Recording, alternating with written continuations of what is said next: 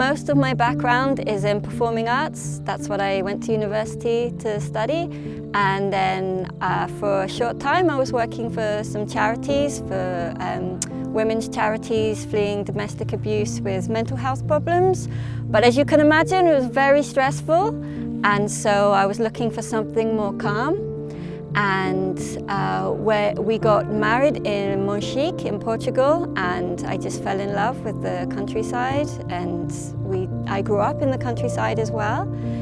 When COVID, the pandemic came, my husband lost his job. We had our son was a baby, and the house we were living in, the people wanted to sell it. So suddenly we had our only option really was to move to Portugal, where we had family, and started to look around for some land, and it was in the Algarve, so very dry, not a lot of water, very expensive. So we made the decision to move further north to central northern Portugal and begin the mission to find some land.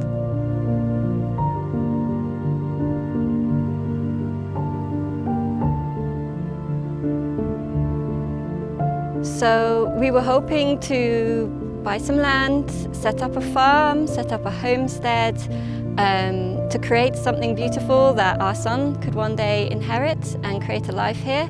And we found the land quite quickly. We made an offer the first day we saw it. It's full of fruit trees, nut trees, vines, olive trees. It was perfect. So that 100% fulfilled our expectations and more. We then began the process of wanting to build here and wanting to begin our projects.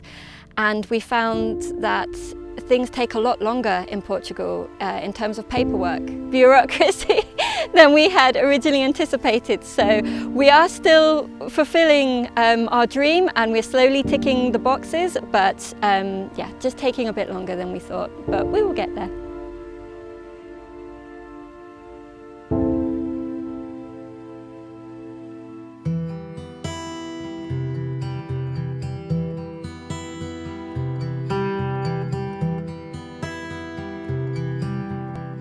So personally, my biggest obstacle that I'm still having to overcome in my move to Portugal is the language barrier. I grew up in England, so English is my first language, and I thought, oh, how hard can Portuguese be? I'm going to pick it up, no problem. Our son, who's in preschool, obviously absorbed it like a sponge and is doing great and has overtaken me. But for me, no, not yet. And I think because my husband speaks fluent Portuguese, it slowed it down a little bit for me, because if you just jump in at the deep end not knowing anything, it forces you to have to learn.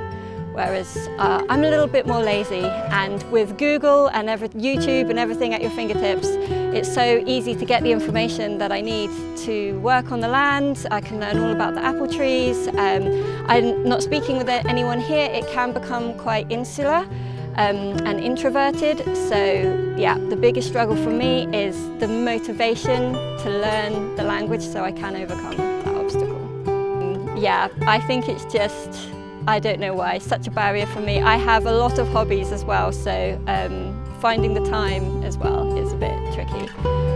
But everybody here is super friendly as well, so I feel you can get by a lot just on facial expression and charades. And that's where my performing arts background comes in very handy.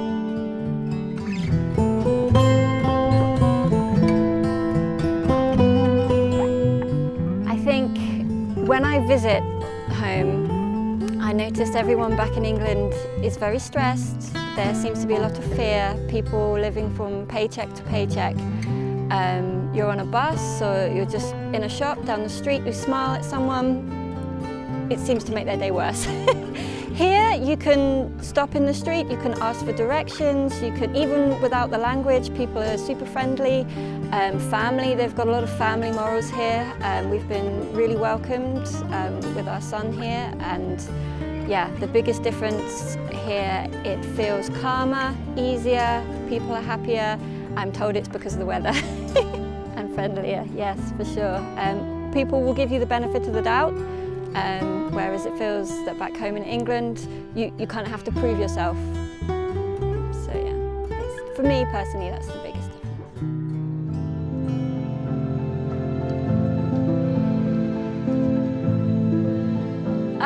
I think if you can afford to shop at your local farmer's market or your local farmer's shop, you can get some really high quality food there, but not everyone can afford that, and I believe that food sovereignty is very important, and knowing where your food comes from, and if you have the space to grow your own food, then you're onto a winner. We did have a small vegetable patch where we were living in England, but then when we had to move, we realised you can't take that with you. So I believe having a small place to grow your own food is very important, especially if you can't afford to shop in places that sell the high quality organic produce. Every town has their own local market, which is great, and we've made friends with the people that sell the fruit and veg at our local market. It's a pleasure to see them every week, and they give us a really good price on the fruit and veg there. We feel really lucky to be in a position where we can grow our own fruit and vegetables. We're not currently living on our land yet, so it's really difficult to get to the vegetable patch, to water it, to grow our own vegetables at the moment, so it's mainly fruit here right now.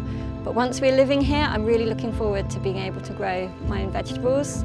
And we've definitely got more than enough room to perhaps even open a little farm shop or set up a food cooperative.